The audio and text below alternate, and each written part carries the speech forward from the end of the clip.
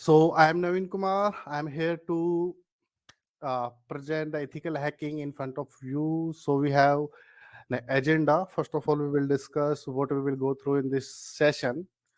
So we will discuss the demand of ethical hacking. We will go through the cyberkillchain process. We will discuss about the credential protections, network protections, and end of the session we will discuss some questions and answers. Okay, so whatever you have any questions, so you can ask me after my presentation. So first of all, if we talk about the ethical hacking, what is ethical hacking? So as we know, we all own different kind of the assets in our regular life, in our officials, or in our organizations, and each and every device cannot be protected to 100%. Each and every device have some issues that known as the vulnerability in term of security. So a vulnerability can be any issue. Because of that, a system's confidentiality, integrity, availability, authenticity, and non-reputation can be impacted. So these kind of issue will be known as vulnerability. And a bad person that called as hacker, an attacker, can misuse that issue and can take over our systems and can damage our infrastructures, our reputations, or can be used that information for ransom. Okay, so ethical hacking is very important to protect our devices, okay, for those kind of the attacks. So a proper responsibility, what a ethical hacker is responsibility, all these things we will discuss in this training session. So first of all, we will look why the ethical hacking is in demand. Okay, so in 2017, there was a major attack on the devices.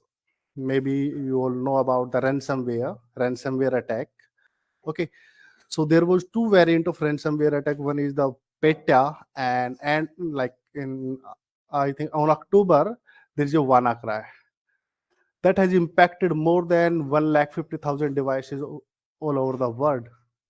Okay, after that, the organizations had introduced a new department in their organizations, like security departments, and in the security departments, organizations start hiring of ethical hackers. Okay, so ethical hackers are responsible to protect their assets of those kind of attacks.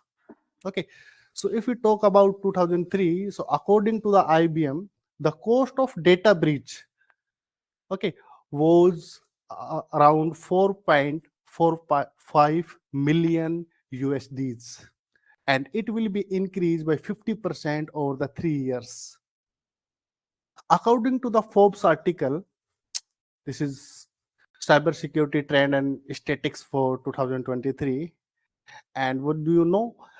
It will be there is a prediction, and the cost of annual cybersecurity crimes will be reached around 8 trillion USDs, and it will be accepted 10.5 trillion USDs by 2025.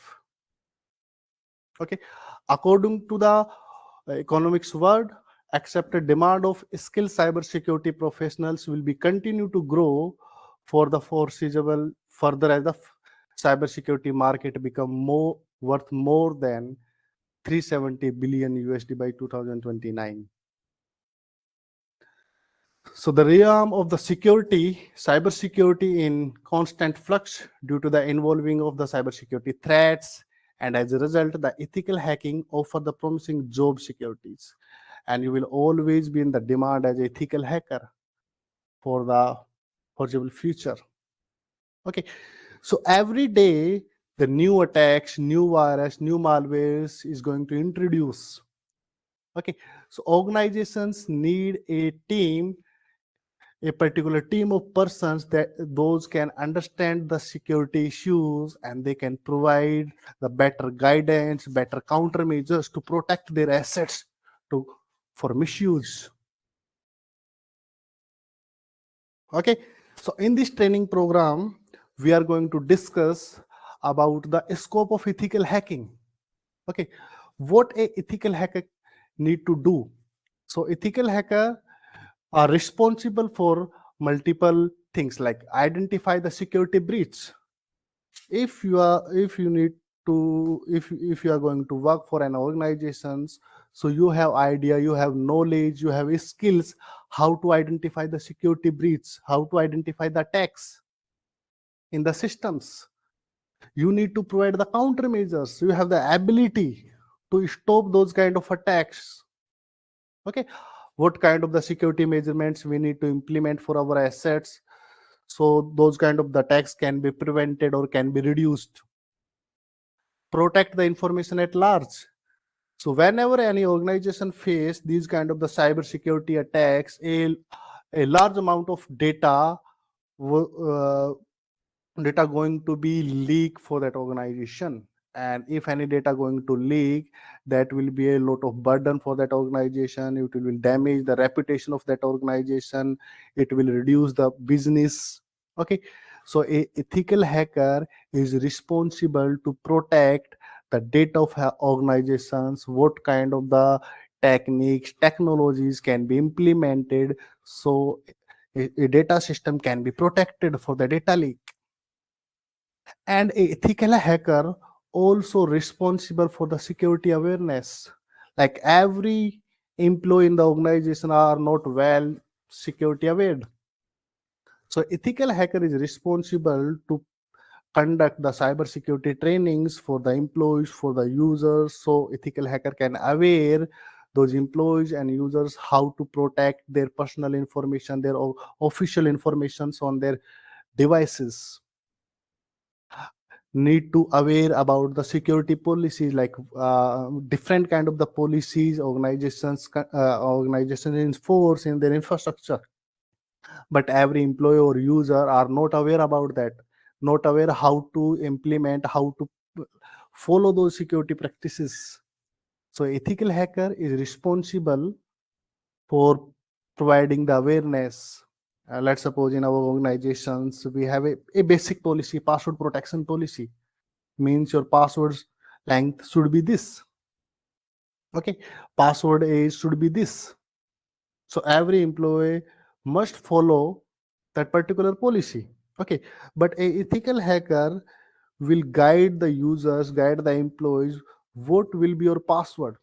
Okay, what what pattern will not be used in the password, what kind of the keywords, what kind of the numbers you do not need to use in your password.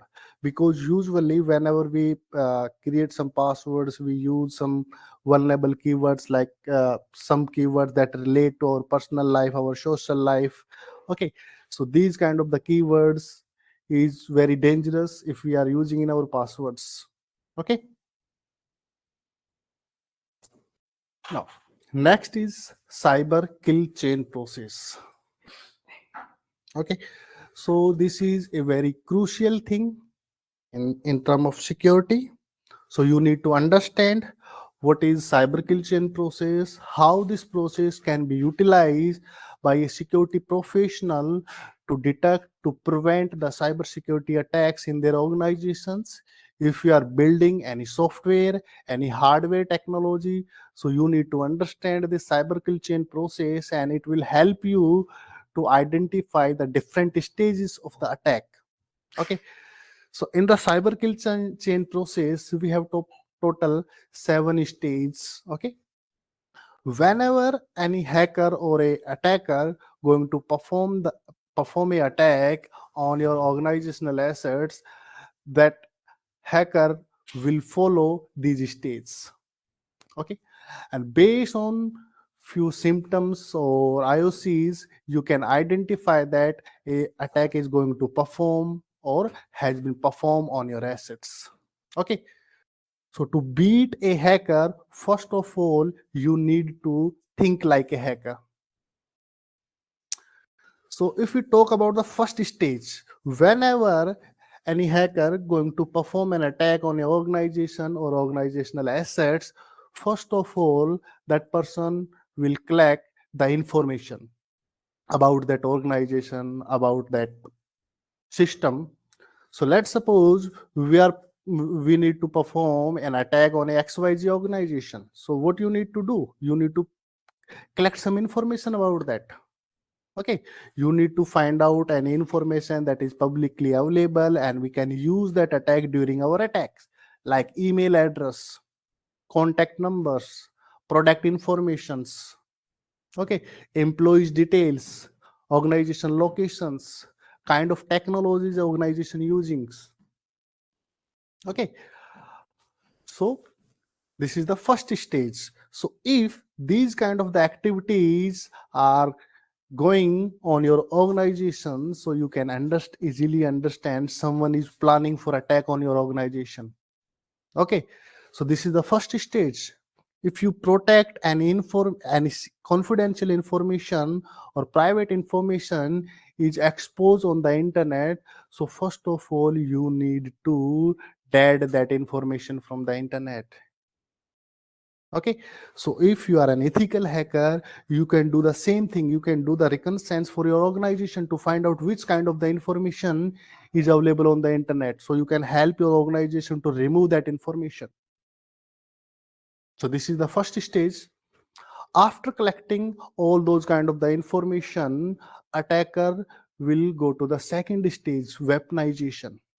Okay, based on the issues that an attacker find out on the organization, attacker will create a bomb, create a weapon. Okay, so attacker will create a exploit and will use that exploit to compromise a system of an organization. So this is the second stage. So this weapon will be different based on the vulnerability that exists on the vulnerable system. Okay, so this weaponization stage can be not detected by us. Okay, but after that, the third stage is delivery. Attacker will deliver that weapon to our systems. Okay, so delivery methods can be different. Okay, we can identify the deliveries, like someone is sending some malicious things to our organization. Okay, so attacker use different techniques to deliver their weapon to our systems, like emails. Okay, usually we are getting the emails and we have like surprise attachments on that mail. So don't open that attachment, because attacker use these techniques to deliver their weapons via the email attachments or via the hyperlinks. Okay, so whenever you are receiving an email, okay, first of all you need to check, is there any hyperlink or is there any attachment? Okay, if you are not accepting any email attachment or any hyperlink in the mail, do not open that and directly contact with cybersecurity team, like we are getting these kind of the mail from this source. Okay, as an ethical hacker, if you are going to report it for those mails, like we are receiving these kind of the mails, so you can investigate with those hyperlinks or with those attachments, and you can identify that what kind of the code or what kind of the techniques are going to use to exploit your systems. Attackers use webs. So basically attacker upload their exploits on the websites, do some uh, search engine optimizations to improve the ranking of those links. Okay, and usually what we do, whenever we are going for search or we are going to download anything, we just simply search on Google and click on top links. Okay, we never check, are these links are the trusted source or untrusted source? Okay, so hackers use the black hat search engine optimizations to improve their links ranking. Okay, so always whenever you are going to download anything, never download any file. Doesn't matter what you are downloading, any image or you are downloading any software. Never download from the untrusted source. Okay, let's suppose you want to download the Zoom application, so always download the Zoom application from the Zoom website. Okay,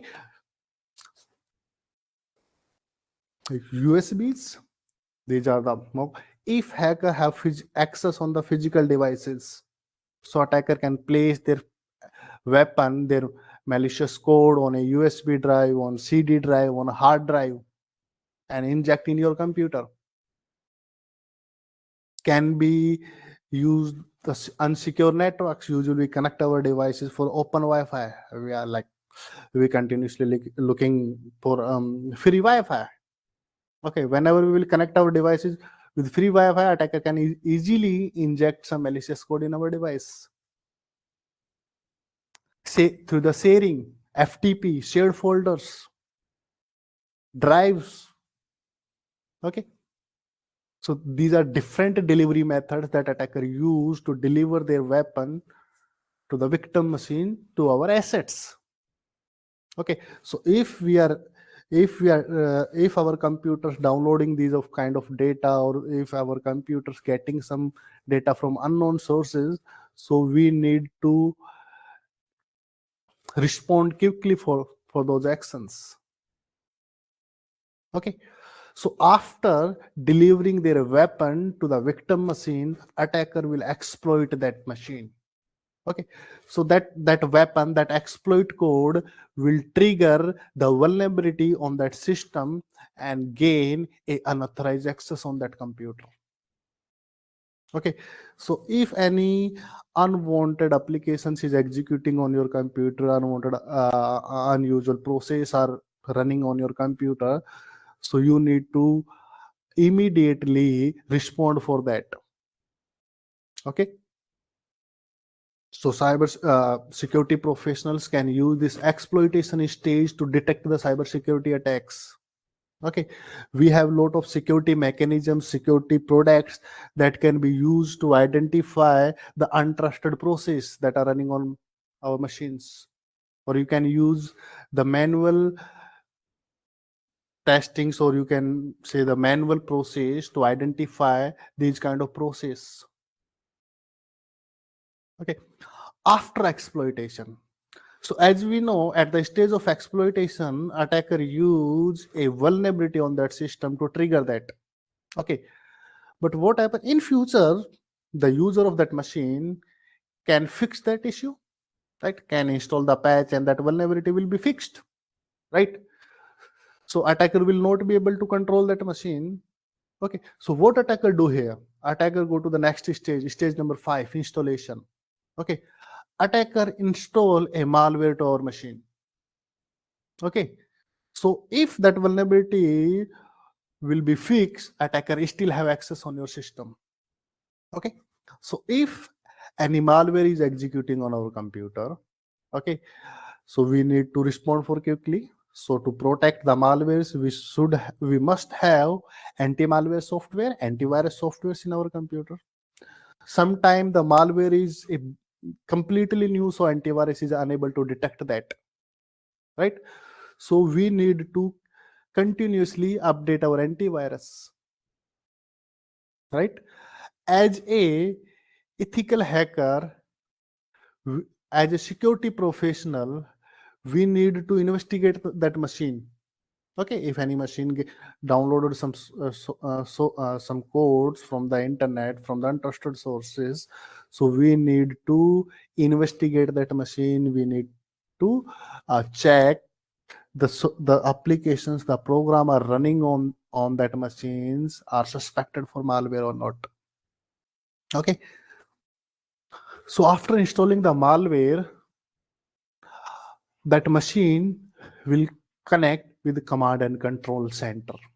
This command and control center is the attacker's system that is designed to handle the compromised computers. It continuously communicates with compromised computers. It can be used to command those compromised computers to perform the actions that is defined by the attacker. Okay, so if we talk at that stage number 6, as a security professional, if any machine continuously communicating with a particular IP or particular system, so we need to investigate that connection. Okay, if that connection is genuine, or is machine communicating with the attacker machine, attacker's command and control center? Okay, if it's communicating, so these kind of handlers or command and control center should be blocked at firewall level or at the on filtering devices. Okay, when the machine will be connected with the command and control center on the stage number 7, attacker will perform their actions of objective, whatever the objective of attacker, that objective will be performed by the attacker will perform the various actions to uh, download the data, to manipulate the data, to manipulate the services, okay, whatever attacker want to do. So these are the 7 stages that are explaining a complete cybersecurity attack, okay, in cybersecurity attacks. And these stages can be utilized by us, utilized by the security professionals to identify the security threats, okay, that is going to perform, that has been performed, and can help us to protect those attacks in future and protect our compromised devices. Okay,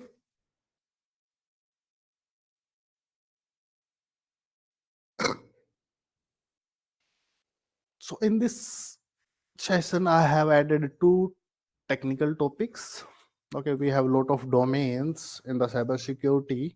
Okay, so from which I have added 2 topics. One is the credential protection and one is the network protection. So first of all, we will discuss what is the credential protection, why we need the credential protection actually. So credentials means whenever you are using any system, you need to authenticate.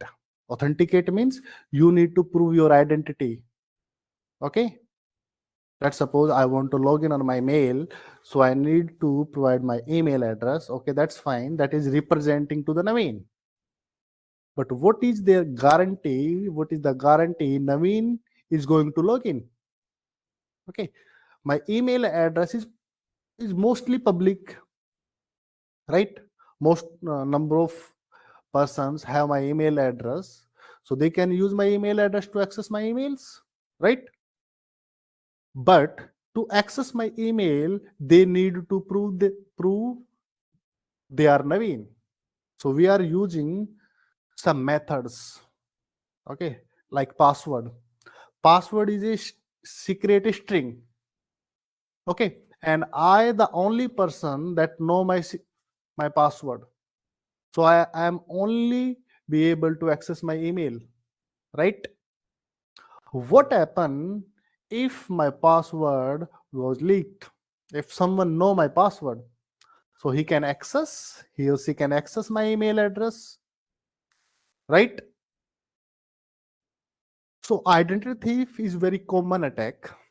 In the identity thief, if your password is going to, if your password was leaked, someone can access your protected devices, protected assets, protected systems, services. Okay, and the main reason of identity thief is our mentality. Whenever we are creating any password, what do? We try to use a password that can be easily remember. Okay, so what we use our names, our family member names, our child's name, pet name, nickname, date of birth, mobile numbers, 123 India, something something, that is common. Okay, so these kind of the keywords are very vulnerable. Okay, let's suppose I am an hacker, I want to compromise a person's account. So what I do, first of all, I will do some reconnaissance on the internet. I will gather some information about that person, that person's name, that person's date of birth, email ID, family member's name, friend's name, child's names, their date of birth, their phone numbers. And what I do, first of all, I will try their phone number, their date of birth, the combination with their name and date of birth, like that. So if you are using these kind of the keywords in your password can be easily guessed or can be cracked. Okay, So who is the responsible to protect the identity thief? We are the only persons are responsible to protect our passwords. So create some strong password that have uppercase, lowercase, numbers, special characters, length of password more than 10 characters. Never use the numbers or words related to you. Okay, use random numbers and random words. For the organizations, there are a lot of identity thief protection products that can help the organizations to protect their assets from the identity thief. Okay, they use the various algorithms. Okay, those algorithms will monitor the locations, monitor the IP, monitor the behavior. Okay, will monitor everything to check is the person who has logged in or who is going to log in is genuine or not. Okay, so we are the only person who are the responsible for the credential protection. Okay, so here I'm going to show you a, a small technique that can be utilized by an attacker. Okay, so we are just I am giving a scenario. Let's suppose you just logged in your device and you go for a coffee or for water. Okay, and your device is still logged in. So what an attacker can do on your device? Let's see.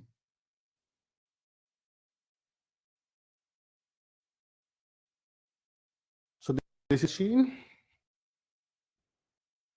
It's protected with password. Let's suppose I lived this machine. The user of this machine has lived this machine as a logged in. So what an attacker can do?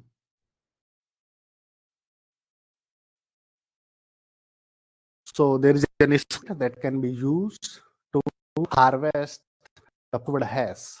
Okay. So first of all, I'm simply going to in.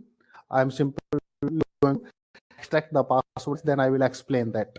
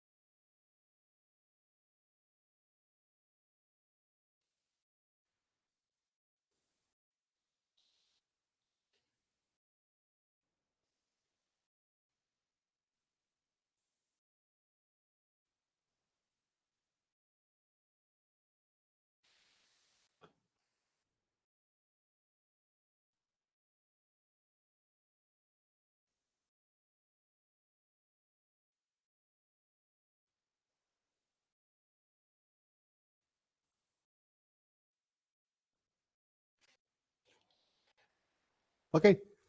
So using this small script, I have extracted the password hashes. Okay, I am going to explain. Just hold a minute.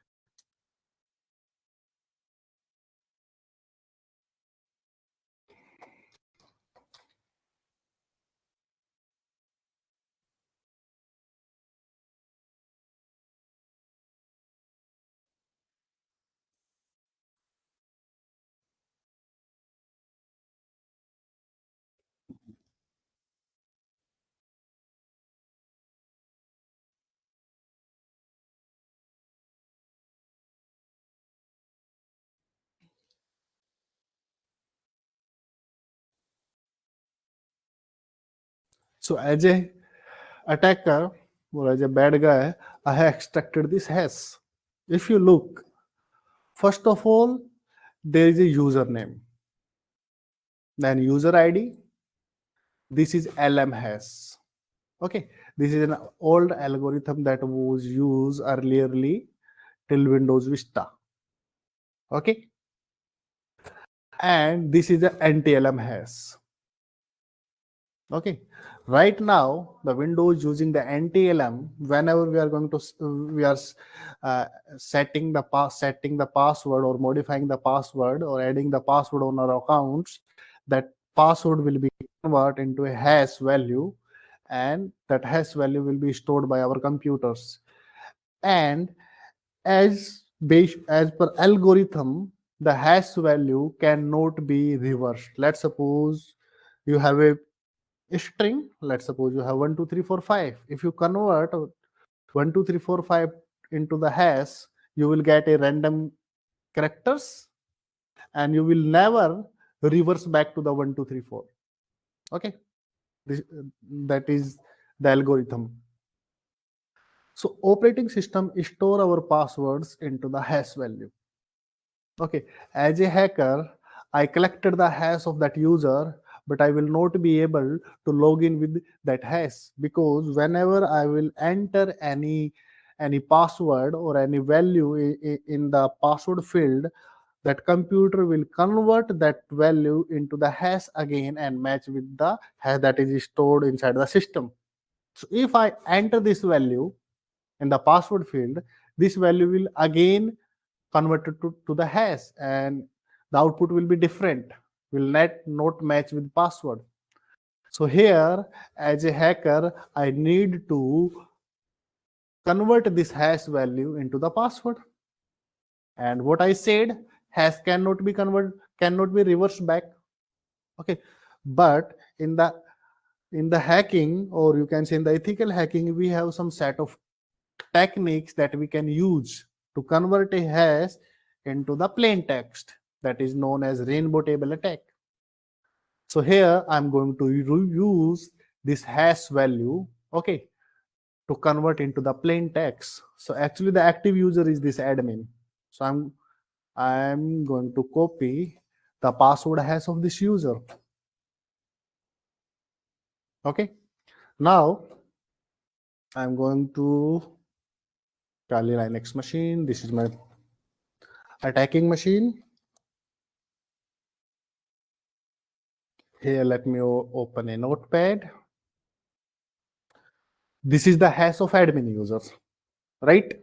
Now we are going to crack this hash, or we're going to convert this hash into the plain text, right? So I will open the Linux terminal. Hope it's the font size is visible. Now I'm going to use a cracking tool that is known as Hashcat.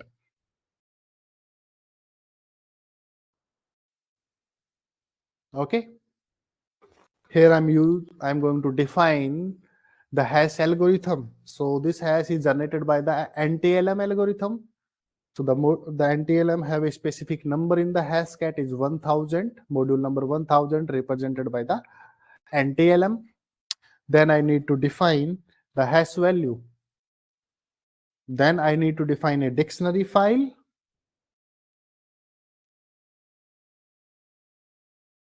And to show the output, I will add show. This is my command, and this is my output.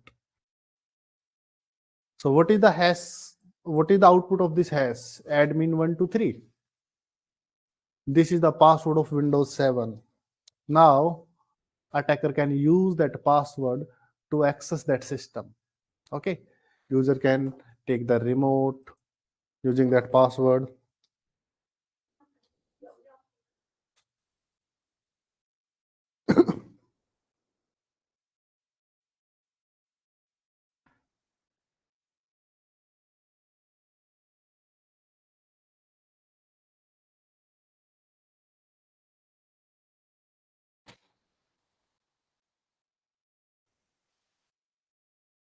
All right,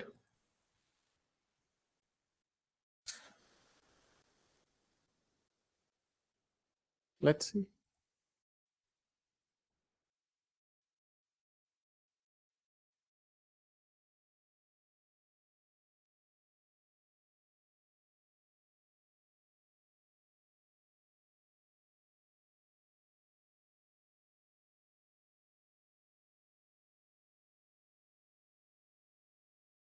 This was the password.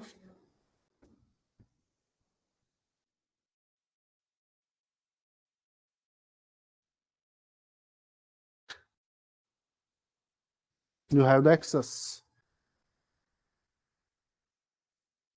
Okay. So if you are using weak password, means you are using the keywords or the number that I had explained, or you are using a password, a small password. Okay. So that those kind of the password can be easily exploited, easily cracked.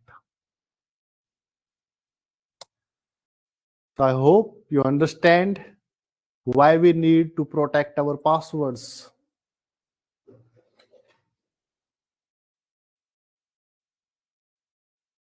Okay. The next is the network protection.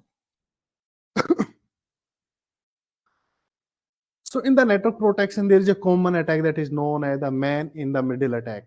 Whenever two users are communicating with each other, they are doing the chatting, or they are exchanging the mails, or they are exchanging the data, and an attacker can easily sit between them. Means the attacker can monitor their network traffic, capture their network traffic, and extract their valuable information, their messages, their data.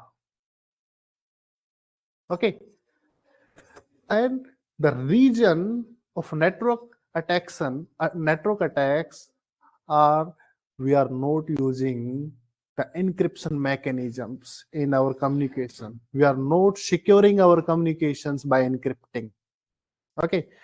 If you are accessing any website, if that website is not HTTPS, then your communication can be hijacked.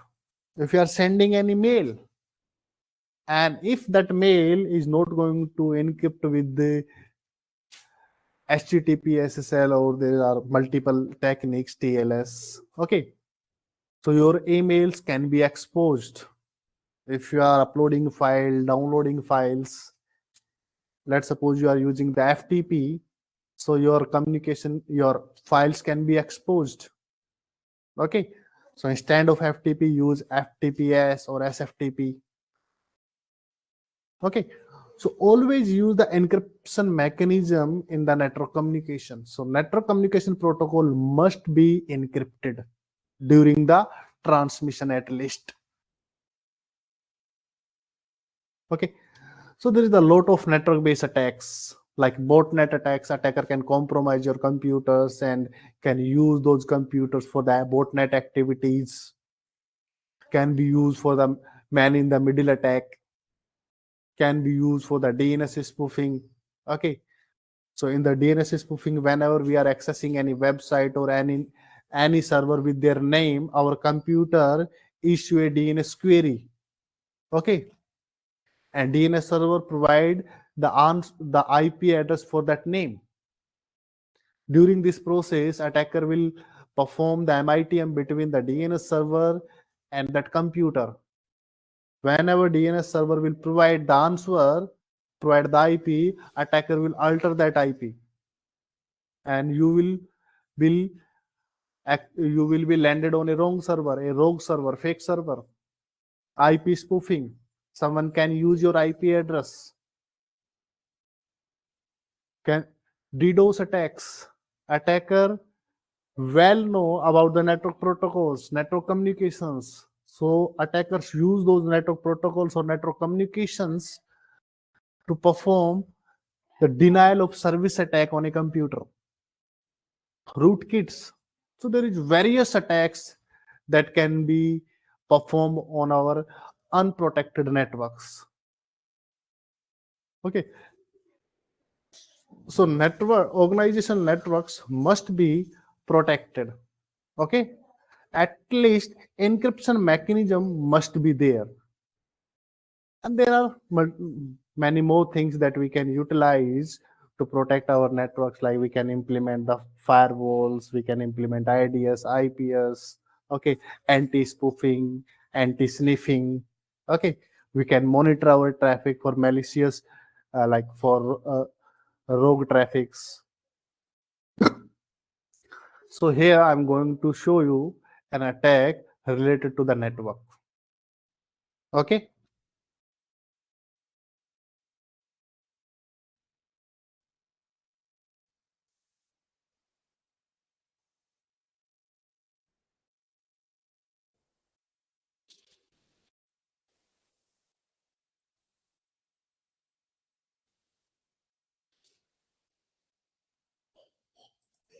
So this is my Kali machine.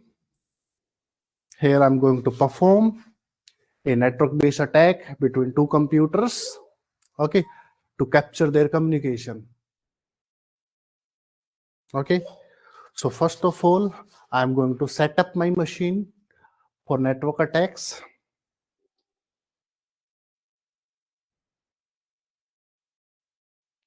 I'm allowing a seamless communication between the victims. So I'm going to enable the IP forwarding.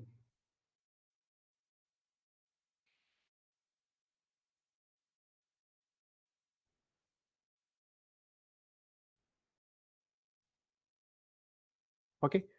I'm going to start Wireshark to monitor the traffic.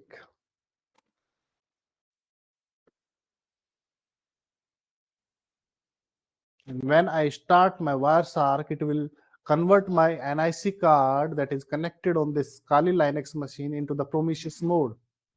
So without any protection, without any standard, this machine can read and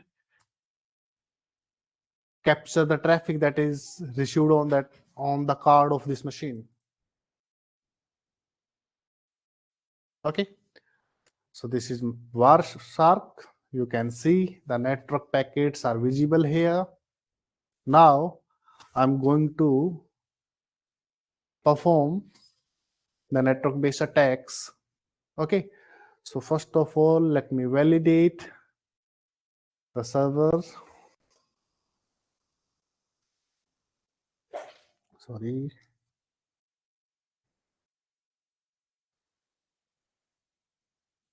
So on this machine, on this Windows server, there is FTP services running. We are going to capture that FTP.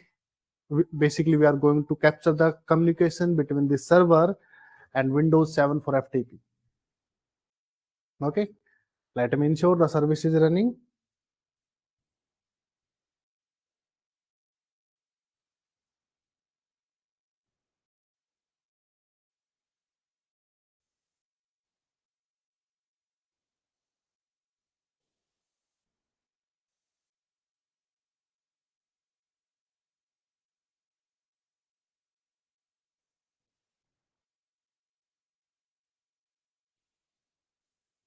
Done.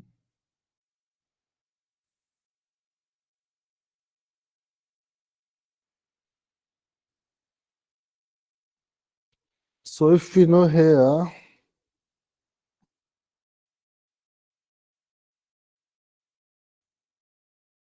so there is one is the FTP server, one is the FTP client.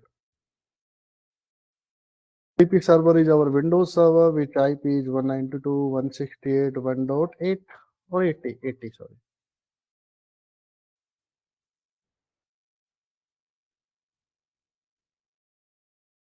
1.80. Another is our Windows 7, which one's IP is 1.80. Okay. So before performing the attack, you need to do some footprinting or scanning to identify, to collect their IPs. Okay. So I know the IP address of both machines. Now I'm going to perform a R poisoning between both of machine. Okay. So I'm going to use Kali Linux here again. I have a script, ARP spoof.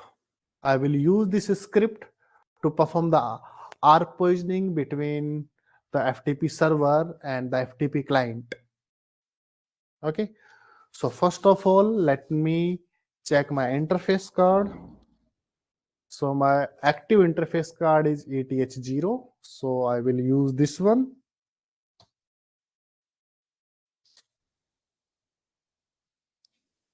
ARP spoof minus I.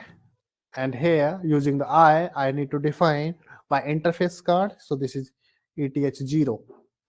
Then I need to define the connection side, which side of connection you want to capture. I want to capture the both side of connection.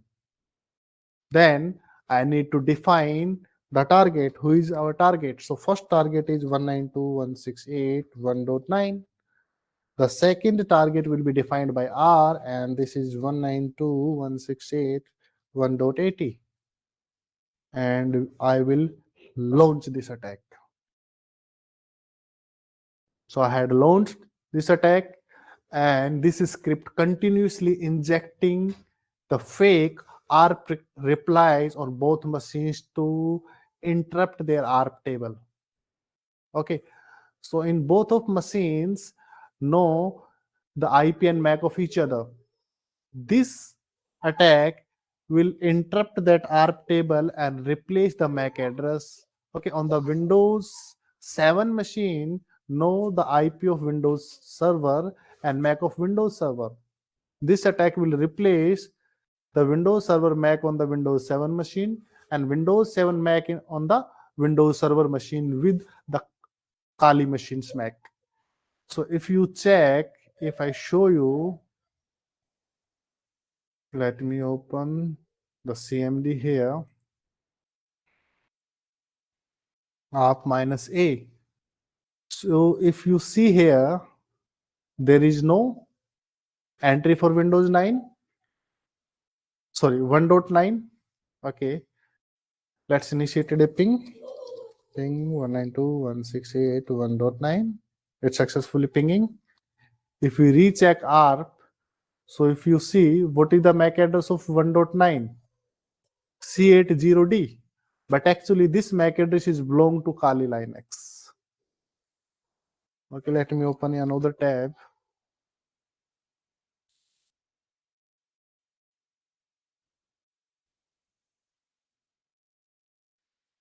C80D. Okay, this is the Kali machine Mac. Now I'm just going to Windows 7 and Windows FTP, download some file from the FTP, and we will check each attacker machine, Kali machine, is able to see their communication. FTP//192.168.1.80. Username is administrator, password is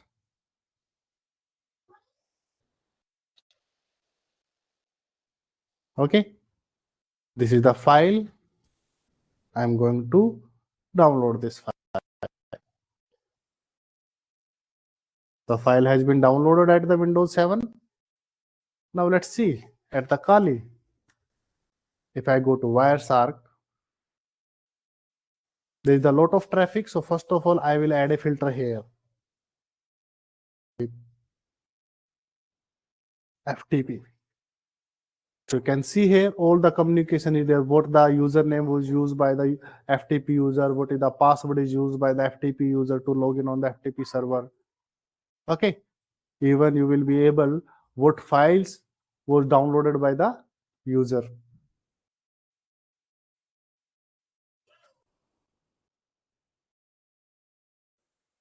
You can see this private.txt file was downloaded by the user. This file, message inside there, this secret message. If I go to the Kali, I can do the same thing. I can retrieve the message from this file.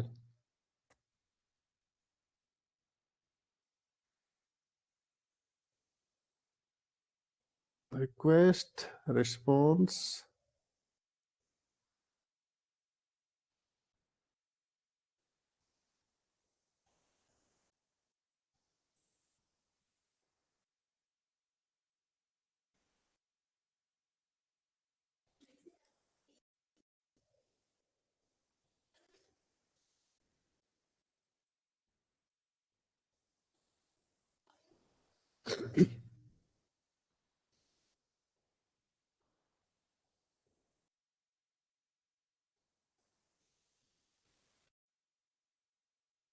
Okay, so this is the network based attack.